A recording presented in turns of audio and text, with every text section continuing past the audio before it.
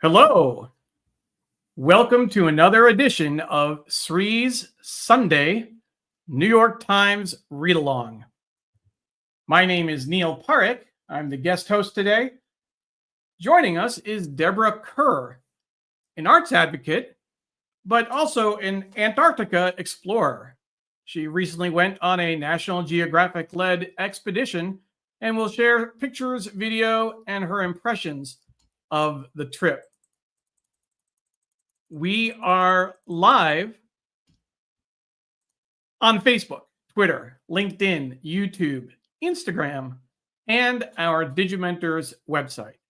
We're also live on Scroll's channels, Scroll's Facebook, YouTube, and Twitter. Thank you so much. We have a great partnership with Scroll. They are one of India's most important independent websites. We're thrilled to be working with them to bring you this show. As you know, Sree has been bringing this show for about 9 years. I've been working with him for about 7 years. And it's always an honor and a privilege to sit in the chair and host when Sree is traveling or otherwise unavailable.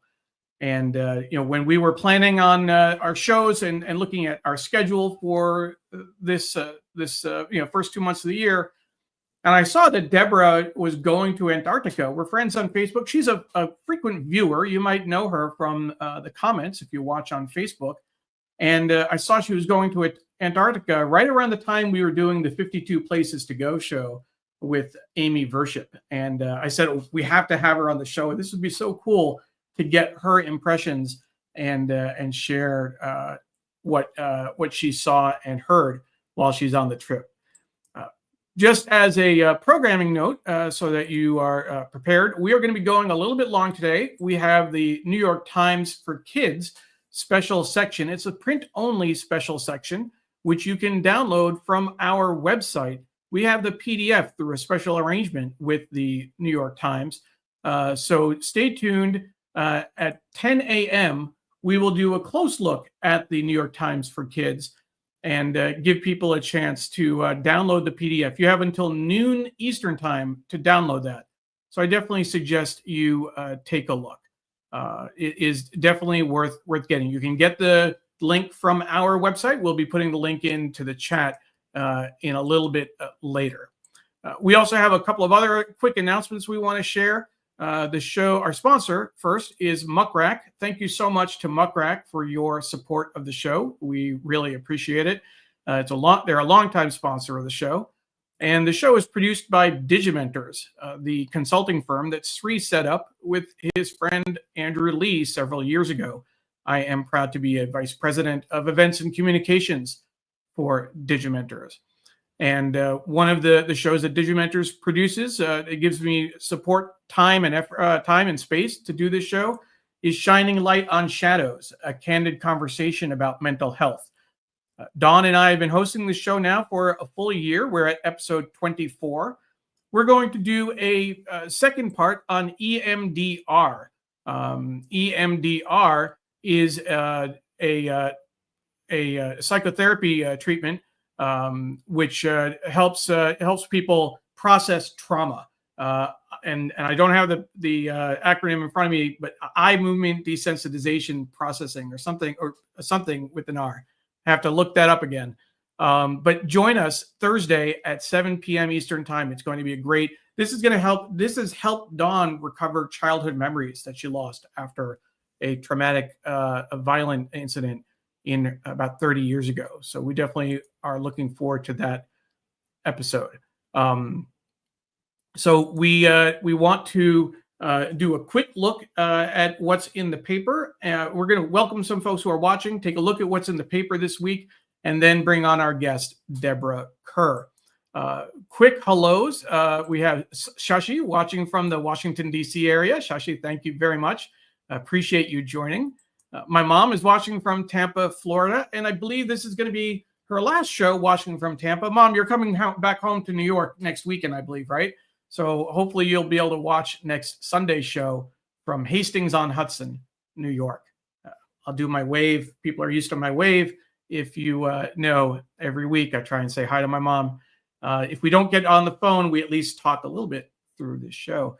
Jonathan is watching from the East Village, where things are not quite Antarctic, although I will say earlier in the week, it was definitely frigid here in Washington, D.C. Charles Chesler is watching from New York City. Charles, thank you so much for joining us. Stephen Kaplan, a longtime friend, personally and of the show, tagged Charles in his post. And Charles was very enthusiastic about wanting to watch. I'm glad you were able to make it, Charles, and I'm glad we're now Facebook friends. Looking forward to seeing you on future shows. Doug Levy is saying good morning from Los Angeles, not Northern California, but Southern California. Thank you, Doug. Ken Fisher, good morning, friends and fiends alike from Iowa, where it might be a little bit more Antarctic-like than the East Coast. We'll have to get a weather report from Ken when he can. Diane is watching on Twitter. Good morning from South Jersey. Good morning, Diane. And Miss You Graham, also known as Patricia Freudenberg, is watching from New York. Thank you, Patricia. Naomi, trying to keep it together for the news in Brisk, Rhode Island. You'll see, there's some interesting things that Times is doing today about that. So we will take a look. Stefan did log in. I thought he wasn't able to make it, but good morning. Antarctica has always been a bucket list item. One day I'll make it happen for sure. And Stefan, I know when you do, your photos and video will be incredible from that trip. So looking forward to seeing that. So let's go ahead and take a quick look at what's in the paper. And then we will bring on our guest, Deborah Kerr. There is the paper right there. And we will move the mic so you can still hear me. The real quick walk through the paper so you can see what's going on. The lead story, and there's so much crazy stuff going on in Washington, D.C. right now. President oust top U.S. general. Let me mute that speaker. Sorry about that. There we go. President oust top U.S. general as part of purge. Trump attempting to root out what he sees as military's diversity focus. And if you can see, well, it's interesting. They mentioned that General Charles Brown left is going to be replaced by Dan Kane, retired Air Force general. But he also purged a top woman from the Navy, if I'm not mistaken. So the two people that were fired, a black man and a woman.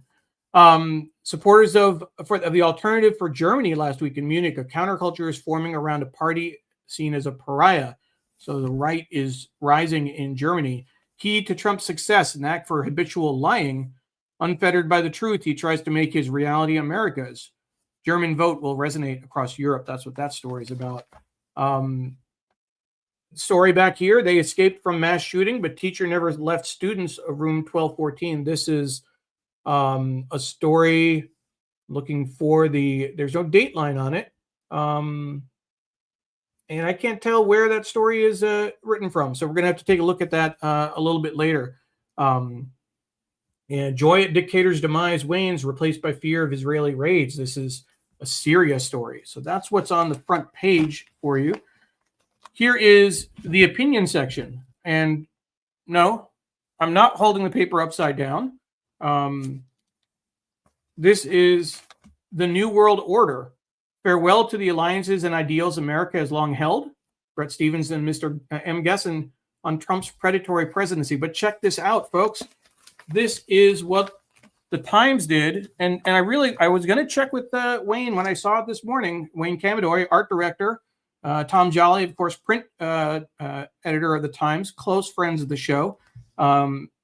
This does not look like a mistake because you do have this text in the right order, but this is upside down. So I know that one time I saw something that looked like wrapping paper in a Christmas issue, like a week before Christmas. I thought it was intentional. I thought it was brilliant, and apparently it was a mistake that that came out of the printing press. But I will look for confirmation that this is not a printer error, but this is in fact the world turned upside down, which is what they played. The British played in at Yorktown when they surrendered to George Washington. So check this out. This upside down eagle. This is really what the Sunday opinion looks like. Very, very interesting choice there. Let's look for confirmation. If folks have the newspaper locally, let me know if your Sunday opinion looks the same way. That'll help. New York Times for Kids at 10 o'clock, as I mentioned earlier, we'll be doing a special review of this print-only special section. You will be able to see it, get the PDF from our website. You can download it and until noon today. So you don't want to miss this. This the weird, wonderful science of sleep. Always love looking at the New York Times for Kids. Sunday Business, we have 3 parrots. Well, no, that's the article. 3 parrots, 1 shared wall, 2 ruptured lives, noise complaints. But the lead story is about as prices soar, coffee growers are worried. So if coffee growers are worried, does that mean coffee drinkers should be worried? It's the spring preview, arts and leisure. It looks to me like that's George Clooney. My wife and I were just talking about that last night. And that is George Clooney. He takes on Manhattan. He's doing a Broadway version of Good Night and Good Luck, which I remember watching on TV, the movie version of several years ago. So that should be interesting. Arts and leisure, plot twist, a new soap opera arrives. That's right. I've seen the ads for this, Beyond the Gates, which primarily focuses on an African-American family. So that's interesting. The New York Times Magazine, the Murdoch family plot, how years of drama and backstabbing culminated in a brazen succession scheme that threatens the future of Rupert's empire. Sunday Styles, who's allowed inside? What San Vicente West Village is opening its doors, catching the eye of New Yorkers who crave exclusivity. That's the lead story. The book review, Hopes and Failures. Bennett Pardon's Somewhere Toward Freedom tells the story of Sherman's march to the sea from the perspectives of the formerly enslaved. Very interesting. Very, very interesting. I know that Walter Grayson and Manisha Sinha, both former guests on the show, will be particularly interested in where this book is going. And there's also T Magazine, which we don't spend time on. This is focused on women's fashion. At some point, we should probably spend more time on T Magazine. But that's what we have for the paper today. We will get back to that in just a little bit after we talk about Antarctica. Here I am putting the paper back together, and we will get everything nice and tidy and come back so that we can have Deborah Kerr talk about her trip to Antarctica. We're definitely looking forward to this segment of the show. Again, Deborah Kerr is going to be joining us.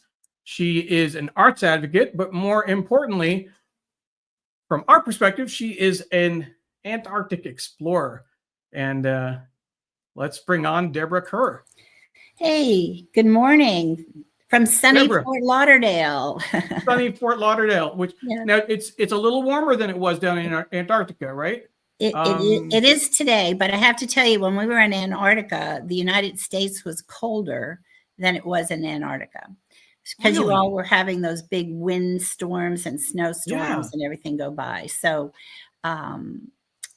so here we are. So I'm going to take this off because it's in the 70s this morning. It's a little warm. You don't need that now. No, I don't.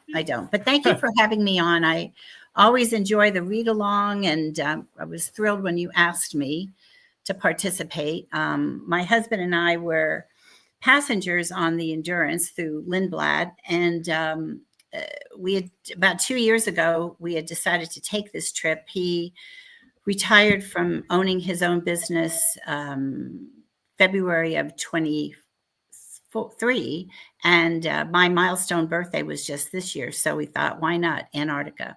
So it was another continent to put our feet on. So we were thrilled to go. That's great. That's great. So before we get going, let's ask you on, Sunday mornings, we're live at 8:30 a.m. First of all, you're a very loyal and longtime viewer. Thank you. Always appreciate when people watch, put comments in, engage, and certainly share their perspectives. But what do you, if you're not watching the read along, what do you usually do on a Sunday morning?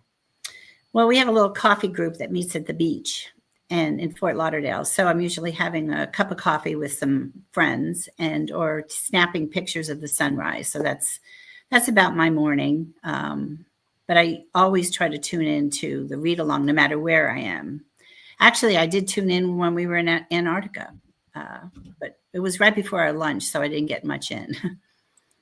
But thank you for doing that. We certainly appreciate it. It's always great to have guests on the show who are familiar with kind of what we do and is a familiar name to folks. Most folks will know you from the comments in Facebook, and people are saying hello. So this is Helen Diesendorf is saying hello, Deborah, from watching on YouTube. Is Helen a friend of yours? Helen sure is. She's my neighbor in Asheville, North Carolina. So I'm glad you were able to connect with us today, Helen. That's great. And you mentioned Asheville. Did you used to live in Asheville and you moved to Fort Lauderdale? No. Or you just go back to Asheville a lot? What's your connection?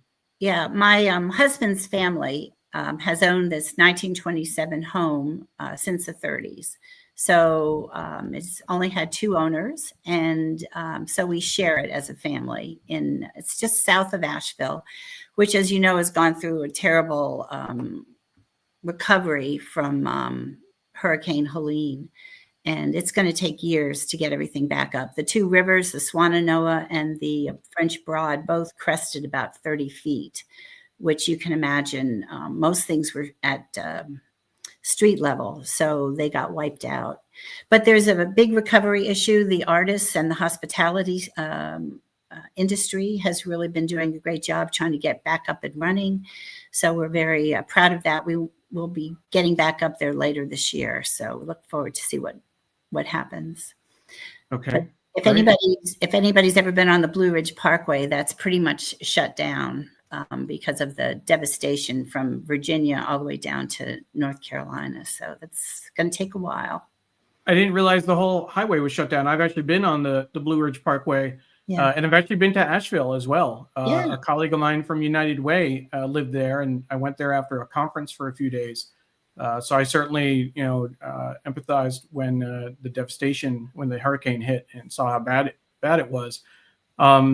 Let's a few other folks. Ken Fisher is saying welcome to you, and thanks for doing the gig. Patricia Freudenberg is saying hello to you as well. And then another a new name for me, at least. Maybe they haven't commented before, but Jasmine Manuel Medina, Chad Bagley, and we are so proud of you guys. I just might come by to help. The crossing is there at the tent. Crossing is the church we attend, a block away from the house. Is this?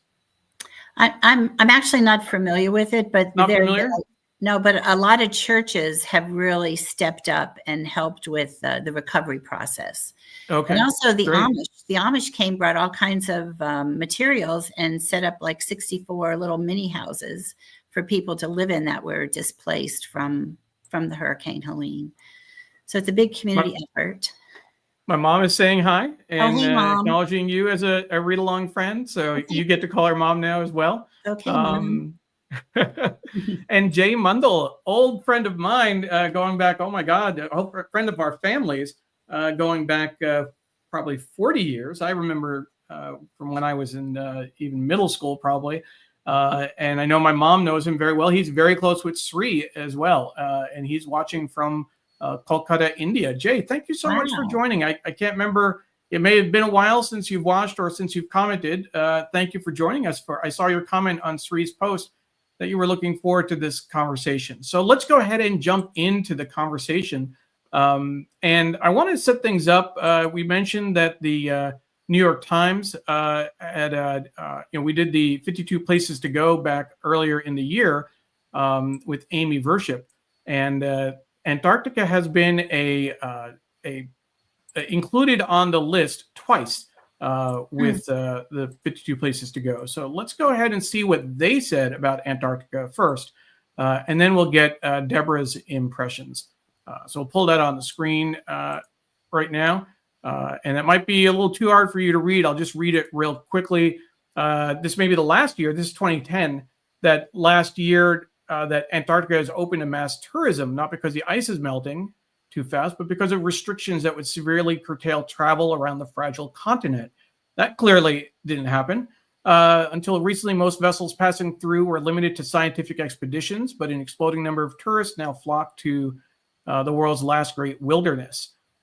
Reading down a little bit, with new rules taking effect within 2 years, tour operators are promoting 2010 as the last year to visit Antarctica, which is really interesting. 14 years ago, and launching this year, the compact luxury ship, I forget which liner, holds 199 passengers and features an outdoor heated pool, steam rooms, and private balconies that offer intimate views. So that was 2010 from the New York Times 52 Places to Go. In 2012, they actually wrote it up again. And you can see how different the New York Times Places to Go was those years. It really has changed in terms of their layout, et cetera, and their use of photography and video. And so let's see what they said. It was 32, still remote and exotic, now luxurious. 100 years ago, the race to the South Pole held the world in thrall. Poor Robert Falcon Scott lost the title as the first man there by a month, and died on his way back. The 100-year anniversary of the arrival of those rugged explorers is a reminder of our continued fascination. There's a White Desert is marking the event with a new camp. Let's scroll down. Another way to see the icy escapes is by ship. Abercrombie Kent's Le Boreal, for example, can navigate some of the smaller fjords. Luckily, though, the number of overall visitors will remain restricted, guaranteeing it is hoped to at least another 100 years of relative isolation and pristine wilderness. So that was what the New York Times said about Antarctica, 2010 and 2012. Deborah, let's take a look at some of your pictures from the trip and see what you have to say about Antarctica. First of all, who is this incredibly handsome gentleman to your left? Oh, that's my wonderful husband, Lay Kerr. He's an adventurer like myself, and he grew up here in Fort Lauderdale. He was actually born in Fort Lauderdale. His grandfather was a second surgeon in town in 1925. So our roots are pretty deep here. I grew up in eastern Pennsylvania, outside of Allentown, Pennsylvania. Yeah, so we had a great time. Like I said earlier, he retired from his business he had for 42 years, and so now we're just off exploring. So let's dive into Antarctica. This is I don't know how you pronounce Ushuaia. Ushuaia.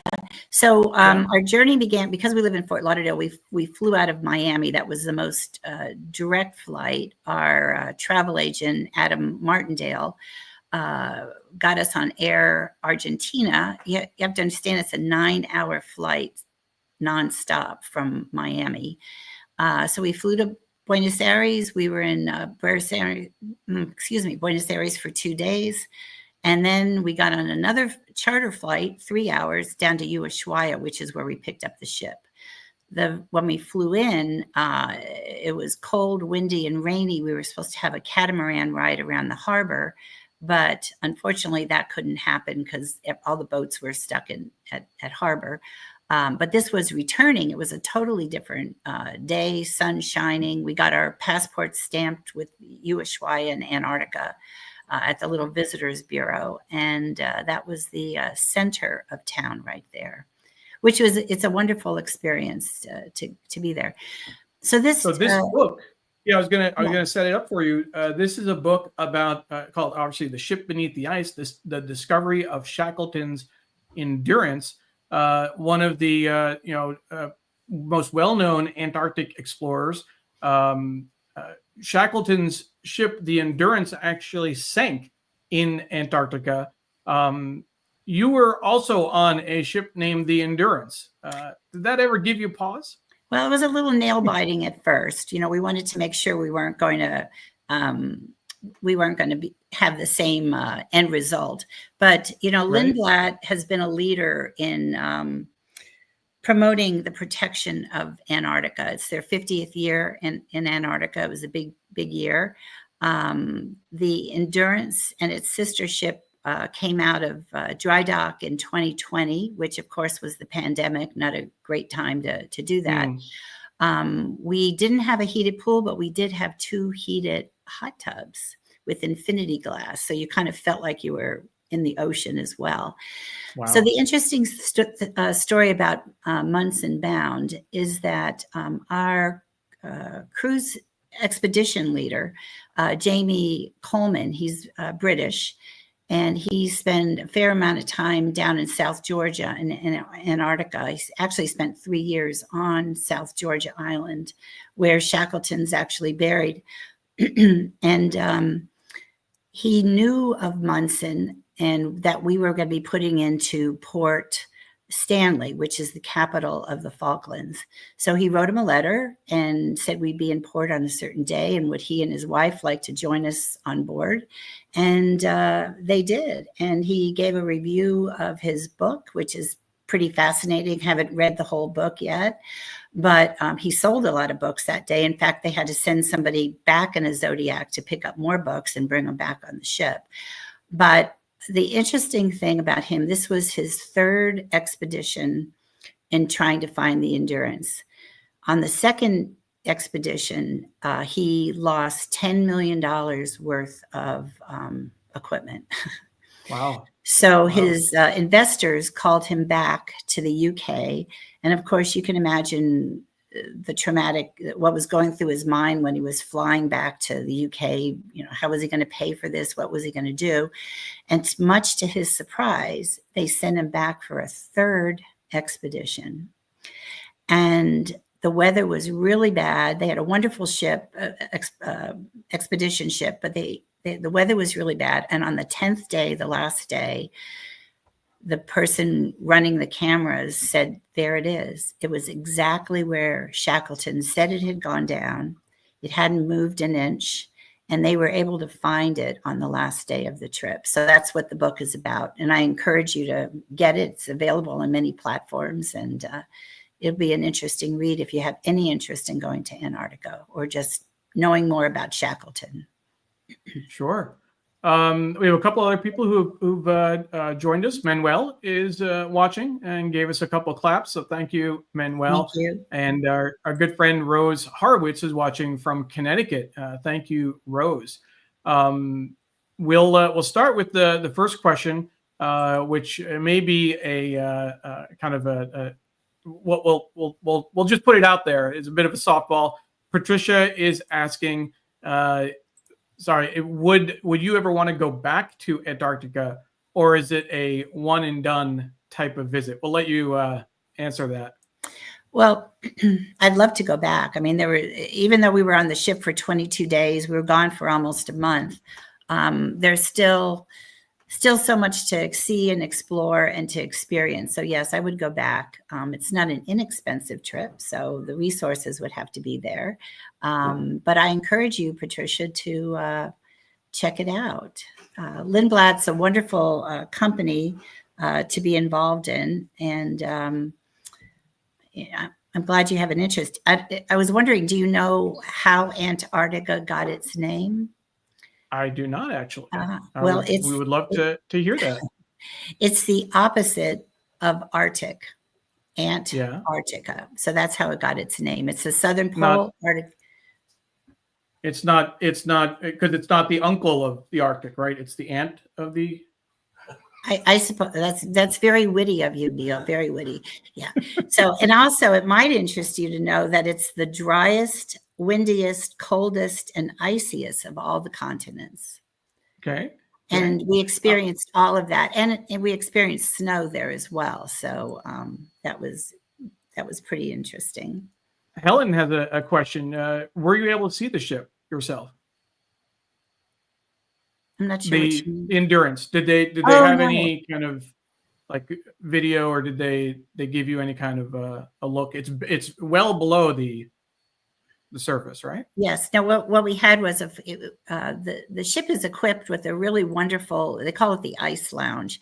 There's screens everywhere. And so when Munson was speaking, he did have an image that was projected on all the screens of the ship, below sea level there. So all we really had was a picture of it, which is also in the book. Got it. That's great. That's great. Well, let's continue with this review. We have a few more pictures. This is a bridge. I forget the name. Mujer, Punta, not Punta, but something Mujer, right? So this is Women's Bridge. It's called the Women's Bridge. My Spanish isn't too good, but this is in Buenos Aires. We were fortunate. Lindblad put us up in a beautiful hotel, the Avion Icon, 5-star hotel in the 47th district. So about 25 years ago, they took this district, which was along the river, and it was basically old warehouses, and they cleaned out the warehouses and made it into shops and wonderful restaurants, and built these high-rise condo residences and also 5-star hotels across the river. So what I'm standing on is a pedestrian bridge named for women. So it's called the Women's Bridge. And also it's the shape of, if you were to look at people doing the tango, if you could picture the tango being done, that's sort of the shape. You can see that one pedestal going up. Actually, there were 2 people doing the tango on the bridge for us, which made it kind of special. But it connected both sides of the river. Great. So let's start now. What are we looking at here? Well, this is in the Falklands. This is the Saunders farm. They raise lamb and they raise chickens. And what was interesting to me, which I didn't realize, was Russ Saunders, who was my expedition leader on another Nat Geo trip from London up to Norway in 2019. This is his family's farm. And so they took us, we went by Zodiac. We did a wet landing onto the beach, and they barbecued lamb and chicken for us. And unfortunately, I met his mother, Louise, who told me that Russ had gone back to London for a few days, but then he was coming back and he was going to jump on the Endurance and do one of the 10-day, after our 22-day trip, they had 2 10-day trips, which just basically went from Ushuaia down to Antarctica and then back again, which I'm not sure. I love the idea of going to the Falklands for 4 or 5 days, and then South Georgia 4 or 5 days, and then the rest of the time in Antarctica. I'm not sure I'd be so happy to go through the Drake Passage for 4 days. It's a little bumpy, if you know what I mean. Got it. Yeah. So this is the Saunders farm. So this is a really, I encourage people that are watching to Google it. And I don't know if the link's available, but this is the A23A, small a at the end, glacier. It's a tabular glacier. It's 30 miles long. In 1986, it broke off. I forget the name of the shelf. It broke off, but it was stuck. When you're looking at a glacier, you have to realize that 1/3 of it is above sea. So 2/3 of it are below the ocean. So this was stuck for a number of years on the sea bottom. And in 2020, it started moving. And when we were going south, it was going north. And I hope this doesn't happen, but it's projected that it might impact South Georgia. But it took us over 3 hours to pass it. It's 30 miles long. It's the length of the state of Rhode Island, or twice the size of London. And when we were standing on the deck, we could see the calving, which is the breaking off of different parts of the glacier. So it was pretty exciting for us to see, but it was a rare treat. I'm sure. And then this is another view of the glacier. And that's another view. We were on the navigation. Right. The bridge deck is deck 7, which is where our cabin was. And so it has an open door policy. So 24 hours a day, you can go up there, camp out with the captain, Aaron, who was also the captain on my previous Nat Geo trip, or anybody who's, on the bridge deck. And so you could see from a different view the glacier that we were experiencing. Mm-hmm. And a couple folks, Dr. Tachi is watching from Fort Lauderdale, so probably not far from where you are. She was a guest on our show recently as well. She actually met Sree in Miami when he was down there. A very rare in-person Sunday New York Times read-along, like in the before times. Kaveri is watching, saying hi to Neil and Deborah. And Kaveri, of course, was a guest last fall from Ireland. She is an author and would love talking about her books, The Inheritance, more in particular. And she says, "What a trip! You must have an ironclad stomach," which is true. Patricia says, "Wow!" In talking about the glaciers, Charles is fascinated by this conversation. So thank you, Charles. So let's start looking. We're going to take a look at some of the penguins. Yeah, so this was just a big glacier floating by. And I think these are Adelie penguins that were just, hanging out till they could do their polar plunge or just hanging out. Yeah. What I wanted to just explain too is that originally we thought we were going to go from Ushuaia down to Antarctica and then come back around to South Georgia and the Falklands. And I'm really glad we didn't do that because if you look at Antarctica, the way it was explained to us, if you take your fist and you look at Antarctica, the water and the wind go clockwise. So if we had gone down to Antarctica through the Drake Passage first, we would have been bucking the wind and the rain and the ocean. So going clockwise to the Falklands, South Georgia, and Antarctica, we had a smoother ride. And actually, we were surprised. Actually, 2 days, people that wanted to go out kayaking were actually able to get out and kayak because it was calm enough. Wow! This is the igloo. Right? This is the gem of the trip. So there were 2 igloos. Each one had an outdoor hot tub that I talked about earlier. So this had a bed with a down comforter, had to be about 6 inches or more thick. They gave us wool blankets, and you could see on the corner they had water bottles and a little electric lamp. But the igloo is heated by the sun, so you want to make sure you do it on a sunny day. And we managed to spend the whole night there. It was just great. It was great. And they give you hot water bottles so you could stay warm. Good. So we're going to take a look. This was a particularly nice shot. This is which area is this? This is in Antarctica. I can't remember if it's St. Andrews Bay. I'm not sure which one it is, but I just love the light. And the reflection on the water. That it was Patricia is asking whether you're going to be writing about your trip on any blogs. I know you had an app that you were kind of charting your course, but are you planning on writing anything about this? Yeah, thank you, Patricia. Yeah, our really good friend Neil Hutton from Canada, who we travel with, he and his wife often. He introduced me to a travel blog that he does, and you're welcome to join it. It's called Polar Steps, all one word, and you go in and download the free app. Look in the lower right-hand corner, it says Explore.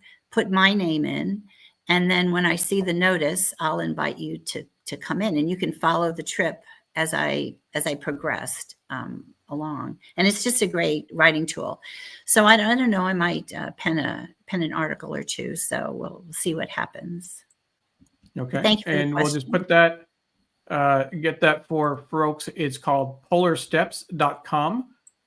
you can join there. We'll share that for folks, so you can find that. polarsteps.com to be able to see some of what Deborah shared. Now, I know you shared in real time. Are you going to go back and kind of fill in details and write more about it, or was this like a journal that you kept?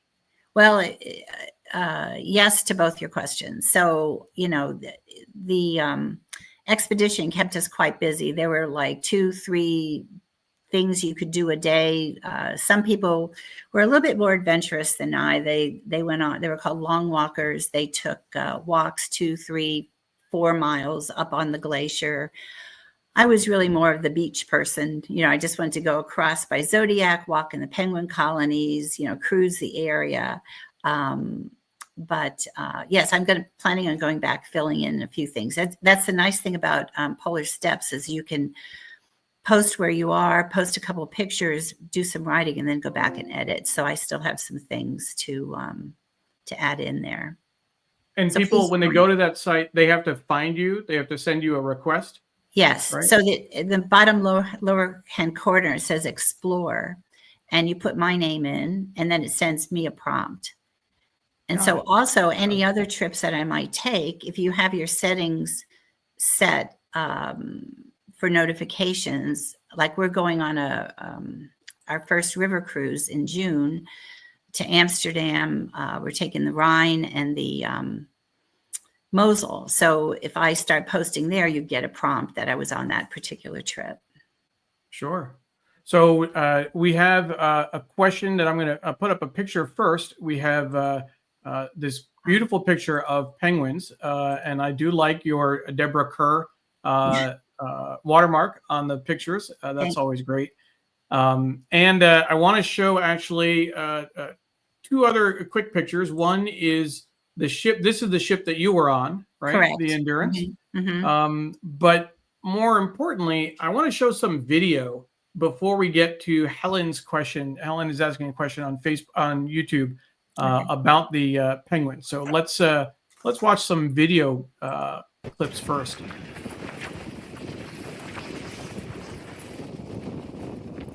So this is the first clip you had of penguins, which I just think is fascinating. Then you get this one guy kind of wandering off by, I guess there are other penguins down there. And Deborah's question was, can you tell us more about the penguin colonies?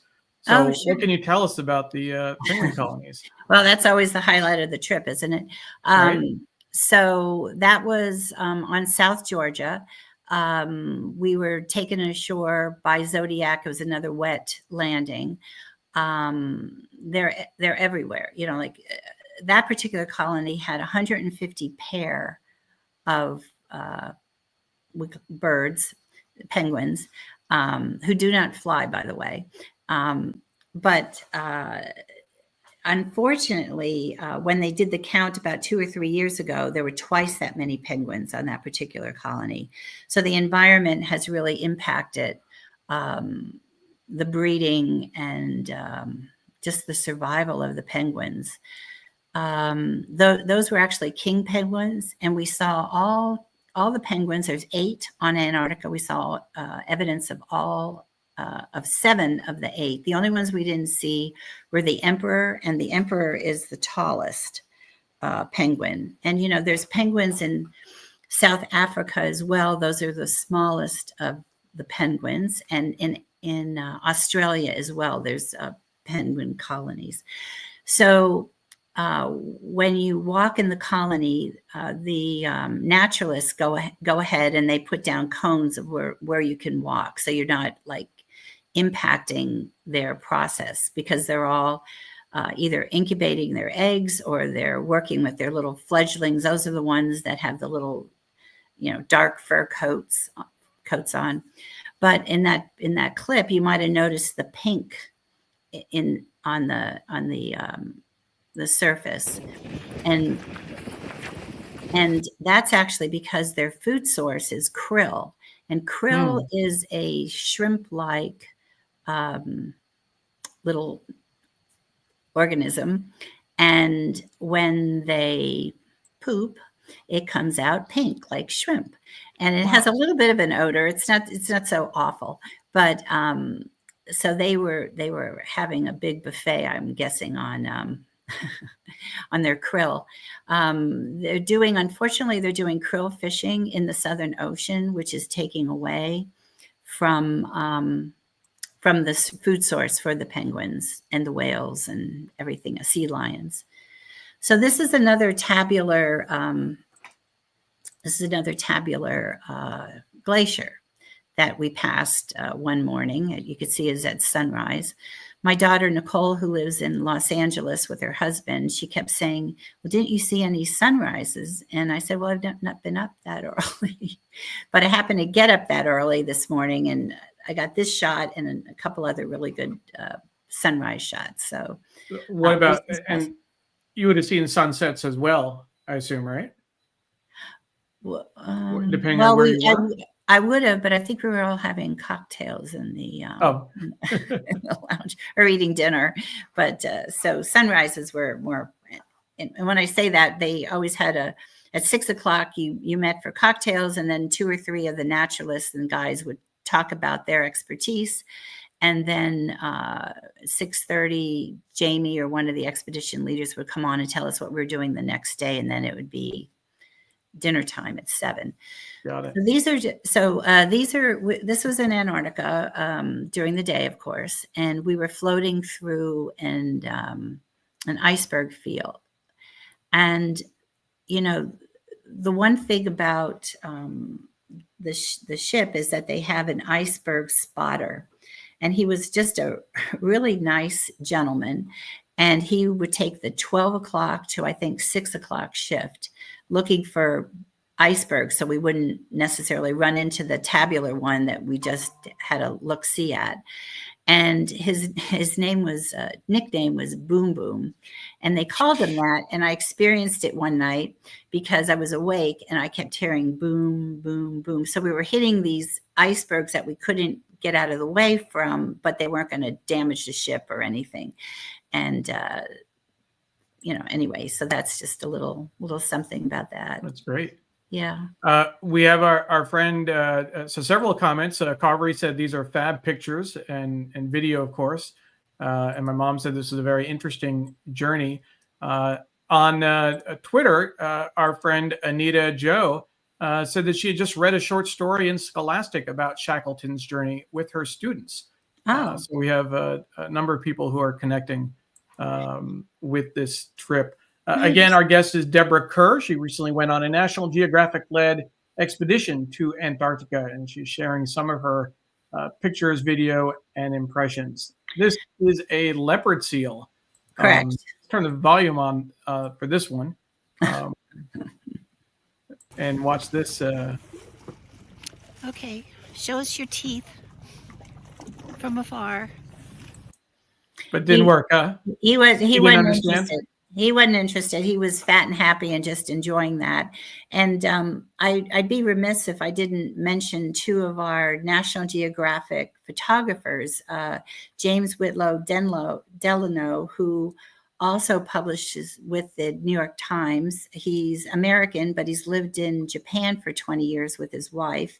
And he actually helped me with that particular shot. We were on a Zodiac. It was my last Zodiac ride of the trip. The Captain Aaron had beached us at Nico Harbor, which is a very famous little harbor, not easy to beach a ship, but we still had to go off by Zodiac. And so James was on that particular trip. So we talked about, he would just say, get the shot. And then in production afterwards, you can adjust the lighting or the setting or crop it or do whatever. And the other was Sean Nielsen, who's based in Alaska, in Glacier Bay and Juneau, depending on what time of year it was for his kids. But he was also very helpful. That's good. We just had a great experience. But it was fun to see that leopard seal because it was the first one I ever experienced. You could see that's the bottom of the boat, right? Well, there were only 6 of us. It'll hold, I think, 8 or 10 people. But that time there were only 6 of us, including Dr. Jerry from North Carolina and his wife, Marcy. They were on that trip. And unfortunately, I got to know Dr. Jerry and his nurse, Mary, who was from the Philippines. I had picked up a respiratory situation for a couple of days. Oh, no. So I was, we visited often that few days. But anyway. Sorry to hear that. Yeah, me too. So this is an Adelie penguins. There was a whole series of waterfalls along this bank, and it might be a little hard to see, but they were all nesting almost all the way up to that ice shelf down there. And that was another trip that we took one day. That's great. And just a quick note, if folks want to be added to our mailing list, send me an email, neil@digimentors.group, neil@digimentors.group, and I'd be happy to add you. Hey, this fellas. is probably my favorite clip that you sent. Thank you. Just penguins going for a swim, right? It's called a polar plunge, and they both did it. And I had every anticipation of doing the polar plunge myself, but unfortunately, I was not well that day. And Dr. Jerry and I decided maybe 30-degree water wasn't the best thing for me. So maybe not. Another time. And that would be what I would go back to do. And this is another view of the penguin colony. Now, that person in a red jacket, is that one of the participants or a spotter? You were saying that their crew and this person here, are they all? Well, since they probably that fella there, that was Neil. Yeah. But I think I think this was probably another passenger on the ship. This was one of the largest colonies that we visited. When they're king penguins, and I asked our guide on the Zodiac going back to the ship, how big is that? I mean, it was just huge. You couldn't capture it all. And he said, I don't know. He goes, I'm a city boy. And I said, well, how about in Manhattan blocks? And because I knew he was from New York, he goes, probably 15 Manhattan blocks. That's how big it is. If it gives you a perspective. Wow. And they were quite chatty and noisy. And I think this fella here that you're seeing in the red jacket was another passenger taking a photograph. Got it. Yeah. Diana is watching from San Francisco. It's early for her there. So thank you, Diana. And she's saying she's a fellow visitor to Antarctica. She was there 20 years ago. Wow. And so, Diana, it'd be interesting just to get your perspectives in the chat. If you type something in. We started off with showing the New York Times 52 places to go. Antarctica was a featured destination back in 2010 and 2012. And what was interesting is in 2010, they actually said that, this may be the last chance to visit Antarctica. In 2 years, they're planning on, really restricting tourism. And obviously that didn't happen. But you were there 20 years ago, even before the New York Times write-up in 2010. So any impressions you have from your trip would be much appreciated. We have Dr. And Diana says she did do the polar plunge. She used to scuba dive there one day. Interesting. Wow. Well, can I just interject? We had a husband and wife underseas team, Christine and her husband, Adam. They're based in the Big Island of Hawaii, but they have a project to go to each continent and dive and take video of starfish. And so this was their last continent. And the starfish are they're all different colors. You almost feel like you're in the Caribbean when you see the videos that they would bring back from their dives. They could only be down 40 minutes. Just to give you an idea, Diana, you need to have a dry suit and a lot of people caring for you. It was the pictures they brought back were interesting. The one thing I didn't know, and that's what was so great to have all these different naturalists, because everybody has a different perspective and a different education on things. But South America, Antarctica, and the Falklands all broke away from Africa. Mhm. And it wasn't until the Atlantic Ocean happened that they parted ways and split everything up. So, South America became connected to Central America, and Antarctica and the Falklands, went south. So at certain point, these islands were all tropical. And that's why you see evidence of starfish and other fish that you wouldn't necessarily think would be in that cold, frigid water. But I hope you get to dive it sometime. Interesting. Yeah. We have Charles is saying incredible to get so close to those penguins. And I know Charles is a photographer. This is my favorite shot again of the penguins. Talk about getting close. It's pretty incredible. Yeah. So, and I want to bring in a few other comments real quick, Deborah, because Maria is watching from Ireland. Lovely to see these amazing images. Maria Collins. Oh, Maria's my friend from Ireland, from Doonbeg. I'm glad you could make it, Maria. Oh, great. Thank you for watching, Maria. Yeah. We love and then Lauren O. Deborah, this is amazing. Thank you for sharing it with us. I'm guessing it's another friend of yours. Yeah. I'm not sure, but we'll become friends soon. No, I guess so. That's great. Great. Well, Lauren, thank you for watching. And Kavri is saying beautiful waterfall. That was an earlier video that we had. And I want to bring in, so this is kind of Deborah's kind of impressions and pictures and video. What's interesting for me is that at the same time, actually just a few weeks later, and this is the ship, I have a high school classmate of mine, Paul Baya, who is a cruise director for Oceania Cruise Lines, who's doing a trip through Antarctica right now. In fact, like in these last few days, he just sent me pics and video this morning. This is the itinerary. It's a 20-day trip. Yours was about 20 days as well, if I'm not mistaken. Ours was 22, but 22? we started. It was different. We started in Ushuaia and then went to the Falklands, which would be over by Port Stanley. Port Stanley's the capital of the Falklands. And then we went to South Georgia and then Antarctica and then back up. So they're starting in Chile and ending in Buenos Aires. Yeah, they're doing a full round trip and doing a little bit, toward the Antarctic Peninsula. But it's always great, and this is one of those things that I think social media is great for in terms of being able to share what you're doing. That it opens up the world to people to experience and kind of see where you're going. Here's a quick video that Paul sent, and we'll just watch this real quick. Look to the port side. We're very close to where they did their deep dives. Hopefully so you can hear a little bit of the audio. They saw whales on their trip. We did as well. We saw whales. Oh, there he's giving you the fantail there. Yeah. Yeah. No, we saw whales, seals. We saw everything. Sure. Isn't that great?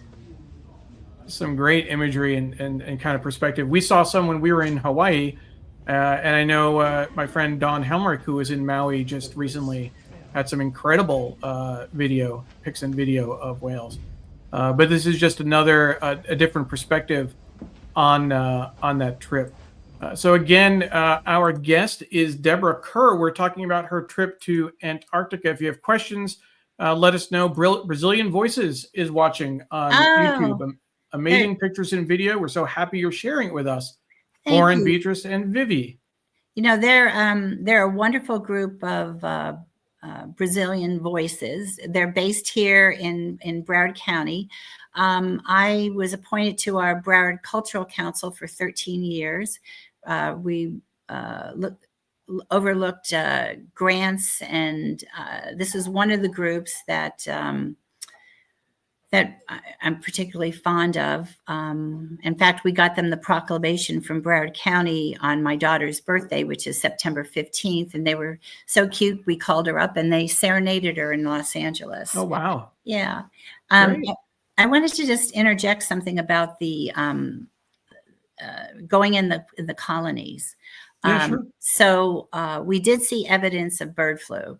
There were some skuas that we saw. There was a penguin thing, but they kind of it goes after their eyes. And so that's why the naturalists shied us away from those particular areas.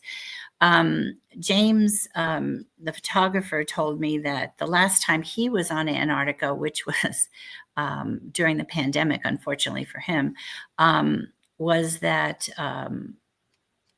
COVID didn't affect the penguins or the wildlife or the birds, unlike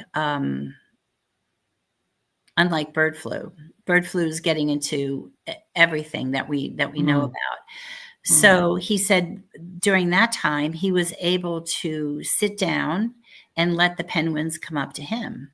But now we're not allowed to do that. So they said if a penguin approaches you or a seal approaches you, you need to take steps backwards and put your hands out and say no, no, and step back, because you don't want to get bird flu and you don't want to give them bird flu in case you have some kind of sickness. So there was actually a day or two where I didn't go off the ship because I was afraid, because I was not feeling so well.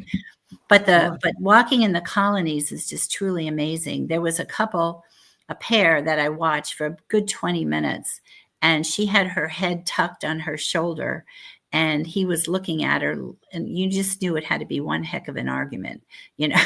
She was not giving up. Wow. Making him work for it. But anyways, amazing. Thank you. Thank you so much for sharing all of this with us and letting us live vicariously through you. It certainly, as Stefan mentioned, it's a bucket list item for a lot of people. And for some folks, this may be the closest we get to Antarctica. So thank you for taking the time. Can I share one little thing? So when sure, we were one last thing. When we were in Ushuaia, of course, you have to buy something for yourself. So this is what I brought home. My penguin apron. Penguin apron. Yeah. Nice. So I'll be cooking in that this summer. So thank you very much for having me on. Absolutely. For folks who may be joining us for the first time, again, this is the Sunday New York Times Read-Along. Sree Sreenivasan is our host. I'm the executive producer and occasional guest host when he's not available. We're live on Facebook, Twitter, LinkedIn, YouTube, Instagram, and our Digimentors website. If you joined us late and you missed some of the earlier conversation with Deborah, you'll be able to watch the show from the beginning on the very same links you're watching now, just a few minutes afterward. If you're watching on Instagram, it'll take a little longer for us to get the video up, but we will do it. Every week, we review the New York Times and interview a special guest, and we do it in reverse order. We did a quick tour of the New York Times earlier, but we talk with our guests, talk about their work, their projects, their latest adventure in this case. And then we spend the rest of the show reviewing the print edition of the New York Times, looking at the week's news and having our guests offer any comments they might have. Next week, we have another show coming up. Our guest will be Professor Joseph Mbele. He is at in the English department at St. Olaf College. I shortened the description to say cultural translator. I don't know if that even does it justice. He's from an academic perspective, he focuses on post-colonial literature, folklores particularly. But what I think is fascinating is the way he describes it, he helps explain Africa to American visitors, businessmen, tourists, government officials, etc. And he explains America to Africans who either are living here or planning on coming here. So we're going to have a fascinating discussion with him next week, March 2nd. Hopefully you can join us. But for now, we're going to switch gears and talk about this week's paper. Before letting Dr. Tachi get in a word, that this was an incredible sight when we were talking about the penguins. Charles says bucket list for sure, and that was an incredible conversation. So thank you, Dr. Tachi, and hopefully you'll stay for the newspaper. Again, as a reminder for folks, we have the New York Times for Kids in this week's special section. And what's, through a special arrangement with the New York Times, we are able to offer the PDF of the New York Times for Kids from our website until noon Eastern time, today. So run, don't walk to get that PDF before we have to take it down. It's an incredible benefit that we're able to offer. Thank you to our friends at the New York Times for letting us do this. It's a great piece, particularly if you have young kids in your life, children, nieces, nephews, grandchildren, etc. They will definitely want to take a look. So download that PDF, and we at 10 o'clock we will do a special review of the New York Times for Kids, a deep dive, if you will. So with that, let's go ahead and switch to the New York Times. Deborah, I'm going to put you on full screen for just a moment while we switch cameras, and you're going to show us that. Is that a little zodiac that you? That's our zodiac. This is the soap dish they give you in the cabin. So I brought mine home. Yeah, nice. Home. And of course, Lindblad, like so many of the other ships, are all environmentally safe. So this is my water bottle, also, that we filled up regularly with water. That's great. All right, let's get the New York Times in, and we will switch the layout. Now, if you see an article that I'm jumping over that you'd rather we spend a little time on, please do not hesitate. Okay. Tell me to go back and check it out. We looked at the front page earlier. The key story, President oust top U.S. general as part of purge. Trump attempting to root out what he sees as the military's diversity focus, which is a continuation of what we've seen. So let's take a look at what's inside the A-book today. And we'll turn the page here. Not always easy to do it one-handed, but sometimes the paper sticks. Let's see here. I want to get back to A2 and A3. I particularly like A2 and A3. We had Megan DiTrolio on about 2 years ago when they redesigned A2 and A3. The story behind the story, The Young Voices Shaping New Sonic Futures, a project from T Magazine, highlights a group of female artists who are reinventing R&B. We looked at T Magazine, at least the cover earlier, and this is the story behind the story there. The Dateline, where Times journalists are reporting from around the world. This just highlights a few of the places: San Francisco, Panama City, Cambodia, and Camp Foster, Japan, to give you an idea. Found in the files, an artifact from the morgue, the Times' clipping library. This is always an interesting look. John Otis wrote this piece. Arthur Felig, the prolific photographer, better known as Ouija, I guess, was highly regarded for his gritty street tableaus. He began working as a freelance news photographer in the 30s. There's just one of his photos. Here's an interesting explainer article, helper article that they do. What you need to know before you start therapy. Interesting. Therapy can be helpful and even life-changing, but its success largely depends on your relationship with your therapist and the quality of your communication. I asked several therapists to share what they wished clients knew before their first session. Very interesting. As folks know, if you've been a regular viewer of the show, you know that I host a show 2 Thursdays a month, the second and fourth Thursdays, called Shining Light on Shadows.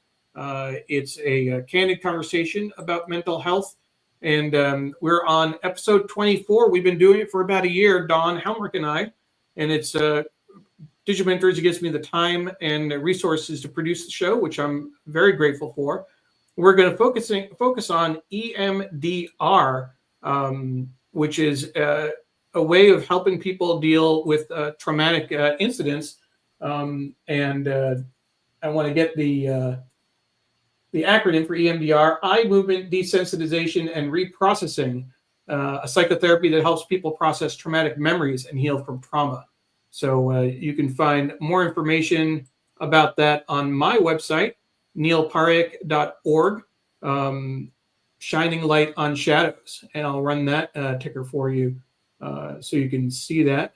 Give me one moment to put that on the screen. And there we go. So we'll run that just for a moment. Find that on my website. So the international story: one lake, jet skis in Rwanda, bodies ashore in Congo. That's interesting. Near the Rwanda-Congo border this month from above, the public beach visited on weekends by many Goma residents. People from a displaced persons camp north of Goma returning home after the city fell into M23 control. The tale of two sides of the lake. Let's see, what else do we have in the front section? Go ahead, Deborah. Well, I was just going to say this ad is very important. Yes. Based on the times that we're going with. I'm glad to see corporations speaking out for what they've done to make America, build America. My mother's mother was a member of the women's ladies garment district. She was a union. She was a member from the start and worked. She made beautiful clothes for my mother, my aunts, everybody, and so I'm glad to see that people are starting to speak out. That's great. And as we're taking that pause, I want to bring in Diana's comment, going back to our Antarctica discussion. My husband and I had the privilege of sitting together on land, and the penguin colony just absorbed us. Wow. One tried to take my valuable glove. We sat with them for more than half a day and was one of the most incredible moments in my life. The other folks in our on our platoons were a film crew that went on a hike. We were alone with the penguins. That's incredible, Diana. Yeah. What year would that have been, Diana? She said 20 years ago. So 20 years 2005. ago. Yeah. It's a long big time difference. ago. Yeah. And Jay says, great show, Neil. Thanks to Deborah for sharing her experiences in Antarctica. Jay is a master photographer. Thank you. So if he was impressed, that's a big deal. Oh, thank you, Jay. Thank you, Jay. And then Calvary says, we ignore bird flu at our peril. Paula Kiger, a longtime producer of the show, is watching. I didn't know you were in DC, Paula. Yeah. Welcome to town. Thank Paula. you for checking in. And Stefan is commenting on that street photographer we're talking about, Ouija, if I'm pronouncing that right. I have many of his photography books of his work.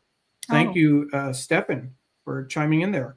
So let's go on with the rest of the paper. And I'm glad you pointed out the ad. We actually do point out full page ads when we see them, when we think they're worth commenting on. The provocative youth driving Germany's far right. So this is a nice full page article, several color photographs, definitely gets your attention.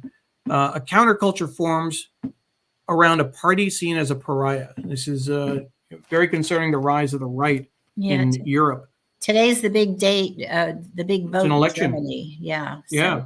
German vote will resonate across Europe as response to New World Order. Here is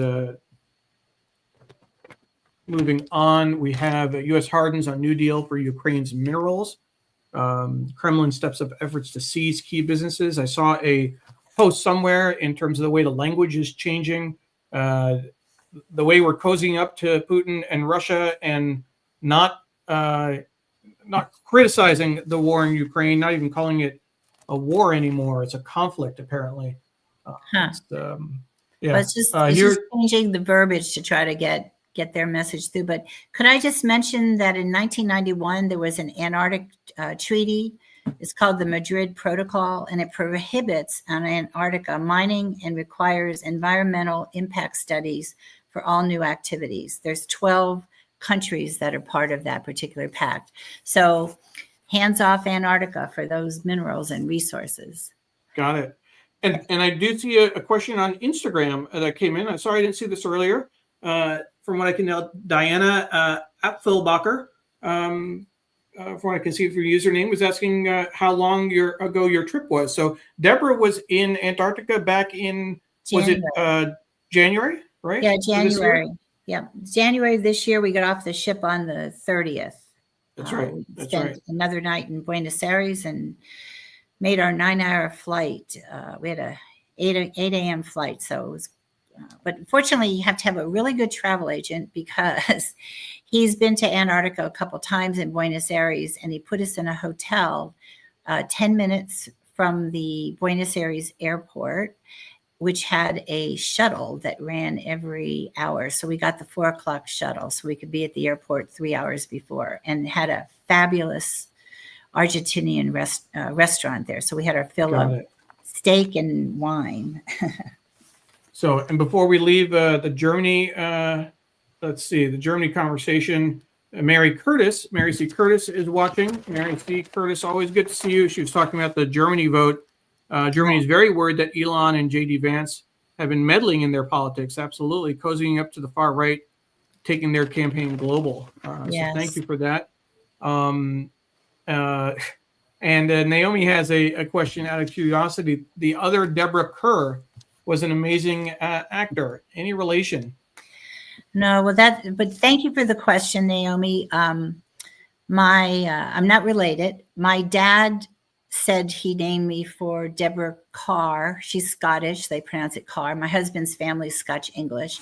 So they named me for Deborah Kerr. And then when my husband and I announced our engagement, I hadn't even thought of this, but people were coming up to me telling me their favorite line from a Deborah Kerr movie, their favorite movie she was in, and then I put it all together. So I only use it if it gets me better dinner reservations, and it got me great theater tickets one time in Las Vegas. So I'm happy to use it. But thanks for the question. Wow. This article, I want to heads up, if you haven't seen the news, apparently Pope Francis is in very ill health. And this is an article about how he put the church above his health. The latest was that he had suffered a respiratory crisis over the weekend. So we will send our prayers. Could I interject a little something there? When we were in Buenos Aires, he was from Buenos Aires. He ministered to the poor there. And when we were going on our little tour, we did go to see Eva Perón's resting place, her in this beautiful cemetery that reminded me of being in New Orleans. But we passed by the cathedral in Buenos Aires, and then across the street was the residence where, when he visits or people from the Vatican visit, they stay there. So. Yeah, that was pretty interesting. And there's only 40% of people in Argentina that practice any kind of religion. Interesting. So a lot of international coverage today. This was about Syria on the left. This is about the hostage swaps in Israel, which was terrible news this week, where they returned the remains of several hostages, and then they thought they were part of a family, but they weren't. Just terrible news coming out of Israel over the last few days. This is 80 years ago. This is the anniversary of looks like Iwo Jima, February 23rd, 1945. The very famous planting of the flag and the photograph. So on a barren hellscape 80 years ago today, caged combat. Some great history from the New York Times here. And archaeologists find a Pharaoh's tomb. The image released by Egypt's Ministry of Antiquities and Tourism shows the entrance to the tomb of Thutmose II. We haven't heard about new tombs in a while out of Egypt. The national section, pennies. Does it make sense to stop minting pennies? I think we've heard about that for a while. I think Donald Trump tried to declare an end to pennies. The pull quote, "If you get rid of the penny, it will increase the amount of nickels. And you lose more on a nickel than you do on a penny." Interesting. Yeah, I've actually gone to my bank and gotten a couple rolls of pennies just so I'm prepared. Just to keep them in the flow of things. Here's an interesting card. This is a card available in 19 languages. Small red card listing immigrants' legal rights sees surge in demand. The card's available in 19 languages were the idea of a lawyer in 2006 after a spate of immigration raids at workplaces. And in the face of all this, the anti LGBTQ policy and pronouncements coming out of DC, survey finds rapid increase in U.S. adults identifying as LGBTQ. So that's an interesting stat of people identifying, more people identifying. The article about key to Trump's success, his knack for habitual lying. He's been doing that forever, from what we can tell. On this page, this is a feature the New York Times has started a few weeks ago, The Week in Trump, the only way to try and keep up with what's going on. And this is just the past week, folks. It's been a little bit more than a month now since the inauguration. The New York Times is tracking the actions and significant statements of the second Trump administration's first 100 days. So maybe they'll stop that after the first 100 days. But this is a helpful review for folks.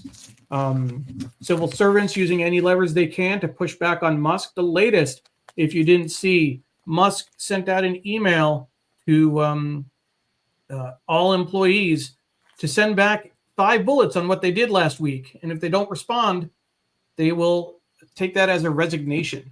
So that is very disturbing. But what I thought was interesting, and I don't know if I'll be able to find it real quick on Twitter. I saw a report from Edward Wong that he had shared. Let me see if I can bring that up. Yeah, let's see. Give me a moment. I'm going to try and share that with folks. Thanks for your patience. I'm doing it left-handed and reaching back across my body to a different computer. There we go. So that post, you may have received a message from the U.S. Office of Personnel Management requiring you to submit work-related accomplishments. The State Department will respond on behalf of the department. No employee is obligated to report their activities outside of their department chain of command. And what's interesting, his commentary on that is, this is the text of an email sent last night by a top State Department official to employees telling them not to respond to the OPM email that went out that I just referenced. Officials at other agencies sent similar emails, so there might have been a coordinated effort against Musk. I think that's an interesting development. I know several people who work in federal agencies, and I've been thinking about them over the last several weeks. Certainly thankful that I'm not in their shoes and worry about some of my friends and colleagues, not just those, but people who work in DEI, people who work at nonprofits, research institutions getting federal funding. Deborah, please. Could I just interject? Today in our local Sun Sentinel newspaper, there was a protest in front of the Tesla dealership. Well, they're not a dealership technically, but on Federal Highway in Fort Lauderdale, they had 200 people show up with protest signs. It was coordinated by a woman whose daughter had worked for the USDIA. She now lost her job. She can't find another job. And so they were just out protesting. And as this photographer would have such great luck, he was standing there and one of those Tesla Cybertrucks passed by on the street. So it was a big protest in town yesterday. I wanted to get back to this article that started on the front page. I couldn't tell where it had, where the dateline was from the front page, but they escaped from mass shooting, but teacher never left students of room 1214. Oh. And I hadn't, they did make a reference. The teacher was Ivy Shamus, whose husband would be waiting at home at the Valentine's Day dinner. And if folks know, and it's not listed, I don't think I see it in this first section, but when you go inside, you realize that they're talking about the shooting that happened on Valentine's Day in Parkland, Florida. That's Marjorie in Stoneman Broward. Douglas High School, Yeah. Broward County, exactly. So this whole two-page spread, this teacher never left her students. That's what keeps me up at night, thinking I was the only adult in there. So a very moving article. I'll be and looking forward to certainly reading that. Yeah. Look through that. You'll definitely want to spend some time with that. Folks, we're approaching the 10 o'clock hour. This is the end of the first section. What we want to do is to just give you a quick look at the opinion section. And then at 10 o'clock, we're going to do a deep dive into the New York Times for Kids. So please stay with us if you're interested. I know Deborah will be staying for that conversation. Mary Curtis has a quick comment. Federal government jobs have been a way for African Americans to enter the middle class when private corporations were not welcoming, and it was a way to serve the country. This attack on government service, though, on so many levels. Absolutely, Mary. Absolutely. So I did get confirmation. I want to get to the opinion section. I was able to reach out to Wayne during the show. This is the Times opinion section. It is not upside down. If you flip it this way, you get the text, the New World Order. This is the Sunday opinion. It's backwards, upside down. You tell me how you want to think about it. This is the what it would look like in theory, but it opens the wrong way. So this was an intentional design element from the Times without any explanation on the cover. And I didn't look in closely to see if there was any kind of editor's note inside. But Wayne Camadoy, the art director for the New York Times, did confirm for me that this was very intentional, or at least intentional, if not very. And Deborah Kerr is, wow, we have Deborah Kerr watching. Oh my God. Hi. You. But yes, David Hogg, a Parkland survivor, was recently elected as VP of the one of the VPs for the DNC. Absolutely, a great point there, Deborah. So this is the inside of the opinion section. There's a fail Caesar column for Maureen Dowd. We can't allow Trump to be a cruel emperor. We can't allow Trump to be an emperor. Forget about cruel. That's just. I don't know why we need to have that modifier there, frankly. A vibe shift is a terrible thing to waste. Ross out that. Will the president learn from the mistakes George Bush made after 9/11? Join my bewildered liberals book club. Nick Kristof. Democrats can't contain Trump if they don't get why voters turn to him. That is interesting. And if you are curious about why we're where we're at, if you check our archives, Nirmal Ghosh was our guest 2 weeks ago, and he wrote a book called Backlash about the rise of Trump. So that is certainly helps explain a little bit about how we got here. John Roberts' entire life has led to this moment. The Supreme Court Chief Justice, he got us into this mess. He may be the only one who can get us out. That's on the assumption he wants to get us out. The real reason Trump pushes tariffs, the goal behind the policy, tax breaks for the wealthy. The White House is playing with fire in Germany. If you go back, could you go back to the one about Robert's entire life? Yeah, sure. Is that the correct? Is that correct? Apostrophe? Robert's apostrophe S. Shouldn't it just be no S, just apostrophe? It's somewhat surprising, but that's New York Times style to do apostrophe S and not S apostrophe. So they are an outlier when it comes to that. But good eye there. My ninth grade English teacher would not be very happy with this. Exactly. This is a case study in how Democrats can win in Trump country. A back to basic strategy worked for an Iowa race can help win one in Pennsylvania. And then here's the inside piece. Interesting. This is clearly connected to the cover, and I'm going to pull that out a little bit just so you can see kind of the layout. The world is there for the carving. It's a roundtable discussion. Patrick Keeley, the deputy opinion editor, hosted an online conversation with the Times opinion columnist M. Gesson and Brett Bret Stephens about Donald Trump's first month and his use of power on the world stage. And that's a great illustration of an eagle flailing, from what I could tell. I don't know if any of the viewers have been watching the YouTube video of the nesting of the two eagles at Big Bear out in California. No, but it's pretty fascinating. Yeah, you can pick it up on that. Yeah, they're quite a nice little couple there. They're nesting their little eggs. And so this is the rest of the opinion section. Every 100 years, America produces a Robert Kennedy Jr. Charismatic influencers from a century ago presaged this moment. A lot of people trying to make sense of the times that we're in. And just a quick, what's the opposite of a shout out, Deborah? Robert F. Kennedy Jr. is an absolute, I can't even think of the words to describe what he's suggesting doing in terms of medication and restricting access to care.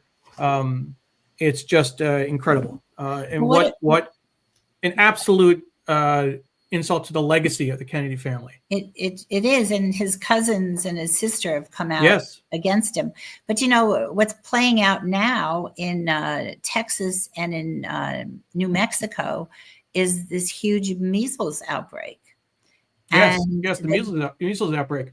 And he's not taking on anything like that. He's telling people not to get vaccines and to drink raw milk, which is not another good thing. So I'm I'm glad that you mentioned the measles outbreak, and I'm going to take that moment to pull up my good friend Stefan Kaplan is producing a show. Stefan, if you're still watching, you can put the link in the comments. It'll be hard for me to get the link in myself, but I want to just let folks know that Stefan is producing another event for Emory University. And I'll put that up real quick. There's an author Q&A that he is producing with Adam Ratner, professor of pediatrics and microbiology, hosted by Maren McKenna, who's a journalist. Booster shots, the urgent lesson of measles and the uncertain future of children's health. Since you brought that up, Deborah, this is going to be on Wednesday, February 26th at 7 p.m. Eastern time. Certainly encourage folks to check that out. For sure, of course. And that's on Facebook, and I'll try and drop that link right quick. We're just at the 10 o'clock hour, so I want to make sure that we wrap up the newspaper and move to the New York Times.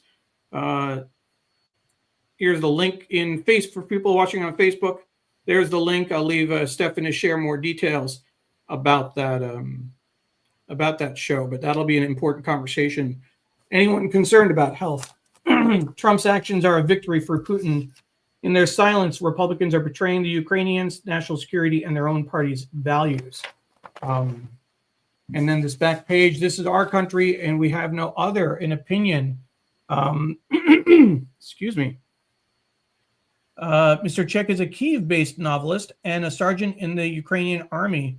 Ms. Sadash is an independent photographer and visual storyteller based in Kharkiv, Ukraine. So here's some photographs and interviews with people in Ukraine. And there's that upside down Sunday opinion page. But again, I still can't understand. I'm not sure if it's upside down or backwards, but either way, it is definitely something. We have a few other comments. Let's see. Naomi, Trump, Musk, and his minions have undermined the essence of American democracy, and the ripple effect is already being felt all over the world. Jonathan follows the times informing the possessive, like the serial comma. It makes things clear. To be fair, in part, it's what you're used to. And he says, interesting show. May reread Mr. Popper's Penguins after this. So thank you, Jonathan. So we are now going to turn our attention to New York Times for Kids. This is a monthly special section, print only, that comes up the last Sunday of the month. They say that this section should not be read by grown-ups, but I always find that it's more interesting and easier for people to understand some of the very complex items that are in the news. So we definitely review it and we celebrate it. And again, the PDF is available from our website. If you go before noon today, you'll be able to download the PDF. Is that noon Go ahead. today, Eastern Standard Times? My Noon. nieces live out in Seattle. Yes, noon Eastern time. So we Okay. have an hour, about 2 hours from now. Okay. You can always download it yourself, Deborah, and send it to them. People Well, don't have to get it independently. I'll do that. Thanks. Understanding the time zones, but yes, you have until noon Eastern time. It's the only place you can get the PDF for this special section. But we'll do a quick video review of the section. So this special section, Dream On, it's the weird, wonderful science of sleep. And I thought here the articles that they have in this month's issue: why TikTok went dark, meet a 9-year-old subway speedrunner, space is a junkyard, the president's new crew, and how to fight a wildfire.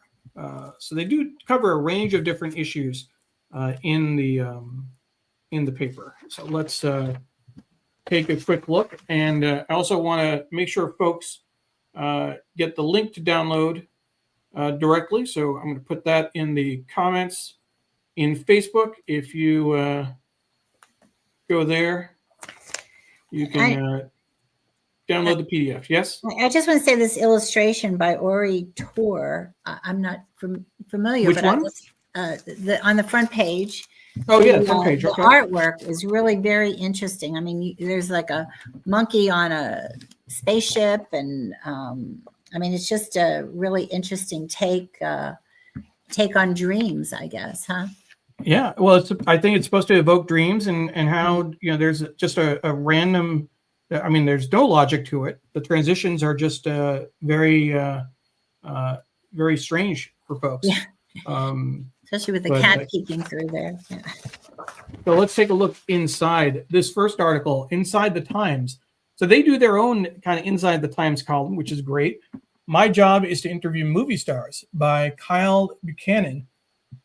So they explain that to their younger readers, and their advice, his advice: do your homework, avoid yes or no questions, and don't get starstruck. I think that's good advice for anybody. I think. And so then we have a little column, a letter to my iPhone, and this is: Dear phone, my inseparable. It's 8 o'clock. I just put you in my pocket. I hope you are well there. This is interesting in terms of, I think the way I take this is the relationship that kids have to phones when they're old enough to get a phone. This is, a big discussion in our household. We're trying to hold off as long as we can. Emily is 11 years old, so we do not want to get her phone just yet. Dr. Tachi says the New York Times is actually a work of art, and this cover certainly fits that bill. That's true. I like the last comment, Neil. It says, come to think of it, it might be better if both of us separated for a while and learned to miss each other in order to find each other better. Sort of, separation makes the heart grow fonder. Some good advice and applies to both phones and people in some cases. Yeah. I would guess. Not that I'm suggesting that for you and Lay or me and Pam, but well, I might just have to take my own journey back down to Antarctica and have Lay follow it on polar steps. There you go. The national article: look inside the president's cabinet. And that's, of course, not the cabinet per se, but a look at the Secretary of Education, the Secretary of Health and Human Services. We talked about RFK Jr. earlier, the Treasury Secretary, and other members of the cabinet. And again, this kind of easy to read explanation, perfectly fine for adults. There's a lot that people can learn by accessing the information this way. Sure, true. Singing, dancing, trending, spying, a TikTok timeline. So this gives a nice little history of TikTok from 2014 when it started, all the way to 2025 and the ban on TikTok that definitely got a a lot of kids' attention. They were seeing. I know Emily's friends were getting the notices. CapCut went down as well, and then it came back up. Certainly caused a lot of concern for folks. Here's a tiny story. 37. The number of giant live beetles discovered in a shipment of Japanese snacks at Los Angeles airport this month. Well, they said eek, but yeah, ew definitely would work. The 4 to 6 inch scarab, stag, and darkling beetles didn't sneak themselves into a bag of chocolates and chips. They were hidden there to be smuggled into the country illegally and sold to collectors. The customs agents plan to send the bugs to local zoos. Oh my. Ugh. Wow. Here's a nice career piece, How I Became a Librarian. And then I thought this was actually one of the better pieces in this month's issue. If you turn the page, their national story, What They Saved from the Fire. So they talked to kids 8, as young as 5 and as old as 15. This is from the LA wildfires and little profiles showing what they grabbed real quick as they ran out the door. Sort of a little, it's very sweet, like the little girl's tutu and the Mickey Mouse. And but what's a little bit disturbing is that when you think of all the houses that burnt down in all those fires, the amount of toxic waste from insulation, from the foam they put the fires out. And the EPA is now saying that they are not going to do anything to scrape the land. It's up to you if you want to do that.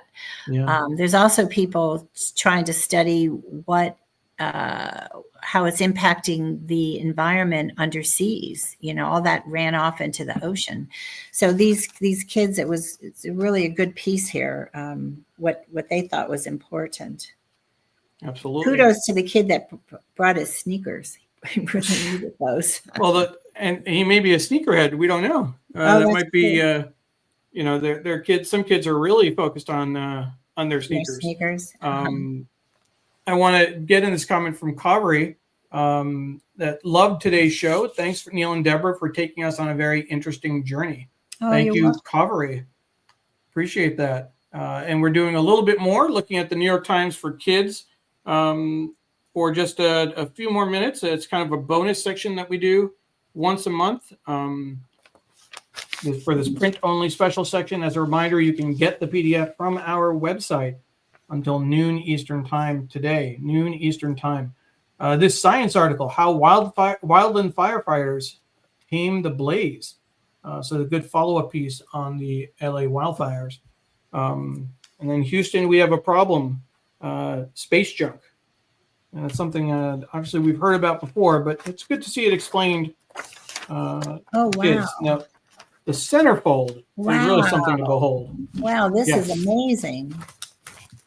All right, so let's figure this out. This is first of all the big view of the piece, and then while you were sleeping, which I think was the name of a horror movie, if I'm not mistaken, or maybe it wasn't a horror movie, but I thought it was a movie. It starts off, have you ever thought, and the first thing I'm going to say, Deborah, is, dang, this font is small. Yeah. So for my 51-year-old eyes, I don't know about you, but yeah, I've got to lean real close with my progressives. Yeah. So it's not so much that grown-ups shouldn't read the paper. In some ways, they maybe can't read the paper. Have you ever thought about sleep? Like really thought about it? Because when you do, it's actually kind of weird. After a long day of running around, learning new things, laughing with your friends, watching TV or playing games, your body just powers down. It doesn't feel like a long time, but a whole night passes. And when you open your eyes again, you usually feel better than you did before. It kind of feels like magic. So what's actually going on? So they have this whole thing. They're talking about sleep facts, sleep steps, turning out the lights, sleep tips, put the phone away. There you go. Kids have phones in their room. Adults struggle with that too. I know My wife and I were in bed last night. We were tired. We were finishing watching this great show, starring, I think it was Netflix, Robert De Niro. I can't remember the name of the show now, but he's a former president, and there's a cyber attack, and it's a really fascinating show. But it got late. We turned it off. We went to bed, and then we were on our phones for another half hour before. Oh no! Oh no! But sleep, put the phone away, and then sleep steps drifting off, starting when your head hits the pillow. And then this is about a weird dream. Sleep, another sleep fact. My weirdest dream, teeth for sale. Yeah, that's after they lost their 10th tooth. You always wonder what the tooth fairy uses it for. Yeah. So there's they have steps in between these kind of anecdotes. They have a light dose about 20 minutes in. And then let's see, 4 must be here. Deep sleep about an hour after you fall asleep. 5, welcome to dreamland about 80 minutes after falling asleep. And then start again, step 6, about 90 minutes in. And then all these tips and weird dreams, facts. Again, this is all really helpful for adults to understand and know how to manage sleep. And then they have a little chart in the middle to track. Oh, this is really interesting. Yeah, it is. To track your sleep, screen time, drinks, exercise, hours slept, and how you felt the next day. Instructions, how good did you feel? How many hours did you sleep? Yeah.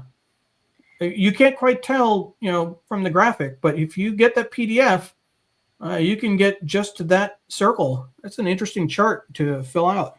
It is. It'd be a good sleep journal. But, I was wondering, Neil, how did the editors choose these colors, like the black background and the white text, and then how did they come up with? And the pink and the pink, the green. How did it's soothing. They're more pastelish than vibrant colors, but I just wondered how they came up with that. It's been a while. We had several years ago, we had Amber Williams, who was then the editor of the New York Times for Kids, as a guest on our show. And, she explained a lot about the background at the time, but maybe we should work on getting her successor in to do a show with us to kind of catch us up on what's going on. I like that. So the travel section, hold that train. Here comes the Bay Area's youngest speedrunner, which I didn't quite follow in terms of what this was about. I don't know if this is like a game or something. Follow Ben's route. And then school's out, who's hungry? Afternoon snacks around the world. I thought this was interesting. They go around the world for different snacks. And the first one they have is Bhel puri from India, which is actually one of my favorite snacks. Only can get it when we go to a restaurant or something, but they also have one from France, stuffed dates from Saudi Arabia. Oh, I like those. Dul, I think it's called, if I remember correctly. And then pão de queijo from Brazil, if I'm pronouncing that right. Cheese bread. Chapati from Uganda is also an Indian bread, Indian flatbread. And then something from South Korea that I can't quite pronounce. Real life castles right here in America. Wow. The Biltmore Estate in Asheville. Yeah. Get Asheville in there. Yeah, I know. So I was going to mention, we get an annual pass for the Asheville, for Biltmore Estate. We're there almost every day walking or having lunch or doing something. But they are going to have an exhibition this spring of King Tut's traveling exhibition. So that'll be on Showcase. And then I've actually been to the Hearst Castle and was hoping I could just move my luggage right in. It's just a fabulous place and great wines nearby. They have the Belvedere Castle in New York City, and then Iolani Palace in Honolulu as well as part of this lineup. And Dr. Tachi says, I love the kids section. Dr. Tachi, thank you very much. If you have kids in your life that you think would be interested, make sure you get that PDF and share it with them. They will thank you later. I thought this was interesting, and I think this follows an article that was in the Times a couple of weeks ago. Oh, I'm not sure when, maybe earlier. Yeah. About quinceañeros for boys, quinceañera celebrations, but are now birthday celebrations for the boys when you put the O on the end. And they're doing their own thing. Well, equal rights for boys and girls. Right. So these are the traditional celebrations for 15-year-olds. I think in the Mexican American, I don't know if it's Mexican American specifically or Latin American, throughout the Latin America, but quinceañera celebrations for girls for many years. Here's a lesson, how to chit chat. That's interesting. There's a lesson on making small talk. I think there's some adults who could use that lesson. Yeah. I don't know. I don't disagree. And then there's a favorite song, "Eye of the Untold Her," and so a description of that. So, and then there's a little the end that brings you to the end of the section. So this has been the New York Times for Kids, their special section, and adults. Yeah, we should make that a little thing. New York Times for Kids and adults. Yeah, small print. And we're playing off their editor's note. This section should not be read by grown-ups, but we strongly believe that it should be. There's a lot to learn, and they make it easy for folks to learn. So check out the New York Times for Kids. You can find it on our website. Again, by noon Eastern time, you can download that and share that with people. The New York Times Read-Along airs every Sunday at 8:30 a.m. Eastern time. And we certainly encourage you to join us for upcoming shows. That is the New York Times for Kids cover shot. I'm going to bring my microphone back over and join you on camera, Deborah. Okay. Thank you so much again for joining us. It was a great conversation, a great look at some of your adventures in Antarctica. Here are some of the videos that we watched. Thank you. Just to kind of remind people of what we were looking at. That's the penguin colony and the krill that was left behind. Can I just interject two quick things? Please. Sven Lindblad, he took over for his father, who started Lindblad expeditions. But in 2020, when the Endurance and its sister ship came out, they engaged a wonderful curator to put their artists from all around the world on both these ships. And if you go to Polar Steps, I've highlighted her work and some of the art that's on the ship. And I just want you to tell Miss Emily that I bought Girl Scout cookies once at my doctor's office and once yesterday leaving the grocery store. So I'm good. I'm all set with Girl Scout cookies. I'm sorry I didn't buy them from her this year, but maybe next. Well, thank you for doing that. You've been a loyal customer in the past. Since you did bring it up, I will let folks know that we still have about a month to go for Emily's Girl Scout cookies. In case anyone needs any extras, if you haven't gotten your cookies yet this year, or if you need more, from afar, I'll share the link in Facebook for folks where most people are seem to be watching. If you're interested in getting Girl Scout cookies, here is the link to Emily's site. And I understand the Girl Scout convention this year is in Washington, D.C. One of the girls I bought from yesterday is a delegate. She's real excited about going up to D.C. for the convention. Cool. Yeah. That's great. That's great. And again, just one other reminder. We didn't get a chance to talk about it earlier, but I want to let people know if you hadn't seen Sree's Sunday Note recently, the newsletter, the last two issues, because of course we didn't have a show last week. I wanted to mention that to you. His most recent one, Where Are the Republicans? The Dems in Disarray narrative is old hat, plus Bob Anthony on open ear headphones. And then before that, he did a newsletter on AI, DeepSeek, which was that new AI from China that says that Sree died in 2020. So again, hallucinations. If you can see that on the screen bigger, it gave a little bit of a bio on Sree. but said that he passed away in 2020 after a battle with cancer. I can Oh. assure you, Sree did not pass away. Did not. He's Yeah. just been traveling and on work. He will be back next week. You will see him soon. But that is Sree's newsletter.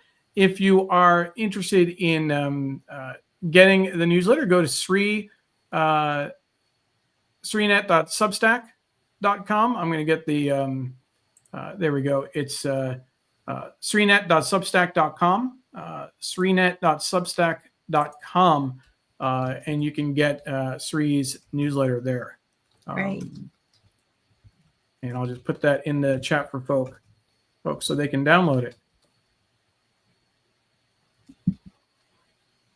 There we go. Little multitasking here, typing and sharing at the same time. Again, our guest next week will be Professor Joseph Mbele, and that's going to be a fascinating conversation. As I mentioned earlier, he is a professor of English at St. Olaf College. A cultural translator is one way to describe him, but he focuses on post-colonial literature, particularly folk tales, and he helps explain, the way I shortcut it, it helps explain Africa to Americans and America to Africans who are traveling on business, for pleasure, etc.